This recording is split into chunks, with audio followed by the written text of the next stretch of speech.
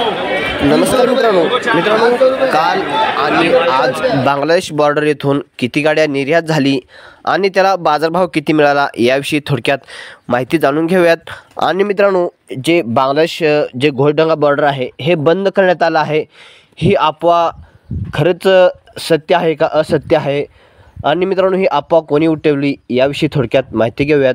मित्रांनो, आज 21 ऑगस्ट 2025 वार आहे, गुरुवार। मित्रांनो, मी संदीप जाधव। मित्रांनो, आपल्या चॅनलच्या माध्यमातून कांदा उत्पादक शेतकऱ्यांसाठी व अन्य शेतकऱ्यांसाठी सुद्धा आपण चॅनलच्या माध्यमातून शेतकऱ्यांसाठी योग्य अशी माहिती देण्याचं काम करतो।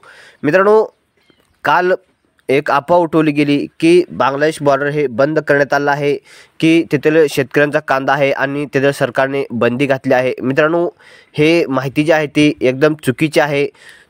ही माहिती जी आहे ती व्यापाऱ्यांच्या माध्यमातून व निर्यातदारांच्या माध्यमातून उठवण्यात आली। कारण मित्रांनो, बांगलादेश बॉर्डर येथे सध्या बाजारभाव जर पाहिला तर 45 ते 47 रुपये एवढा बाजारभाव मिळतोय आणि आपल्याला भारतामधून कांदा हा कमी दरामध्ये भेटेल यासाठी यांनी अफवा उठवली। पण शेतकरी मित्रांनो, कुठलीही निर्यात बंदी नाही ना कुठली आयात बंदी नाही, निर्यात ही सुरू आहे। कारण बांगलादेशमध्ये कांदा हा संपलेला आहे, त्यामुळे आपला भारतीय कांद्याला मागणी आहे। आणि मित्रांनो, मुख्य म्हणजे बांगलादेशमधून ज्या वेळेस बांगलादेशमध्ये कांदा होता त्यावेळेस ते बाहेरल्या देशाला निर्यात करायचे, पण आता आपला कांदा घेऊन सुद्धा ते दुबईसाठी आणि सिंगापूरसाठी निर्यात करत आहेत बांगलादेशमधून।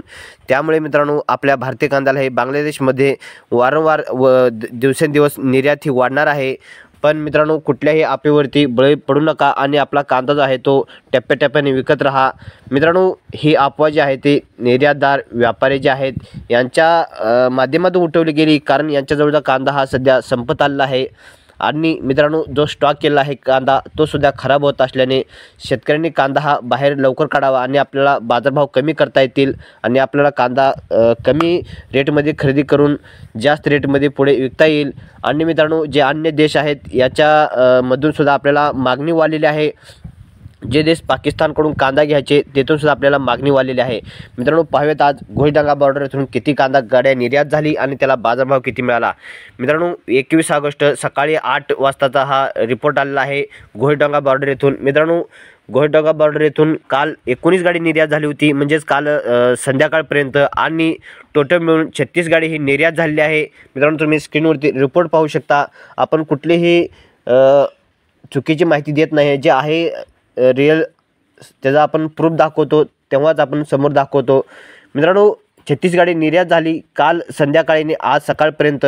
त्याला बाजारभाव जर पाहिला तर 43 ते 48 रुपये एवढा बाजारभाव मिळाला आहे। परवाच्या तुलनेमध्ये 1 रुपयाने कमी झालेला असला तरी काही याच्यावरती परिणाम होत नाही आहे। पण मित्रांनो, 1-2 रुपयाने कमी जास्त होऊ शकतो, कारण आपल्या बाजार समितीमध्ये सुद्धा एका शेतकऱ्याला 2000 मिळतो, एका शेतकऱ्याला 2300 मिळतो, एका शेतकऱ्याला 1500 मिळतो। कारण कांद्याची क्वालिटी मागणी याच्यावर पुरवठ्यावर अवलंबून असतं।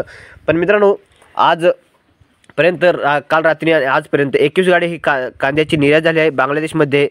त्यामुळे निर्यात ही सुरू आहे, निर्यात कुठलीही बंद होणार नाही। शेतकऱ्यांनी आपल्या कांदा विक्रीचे नियोजन हे टप्प्याटप्प्याने करावे यासाठी आपण वारंवार विनंती करतोय।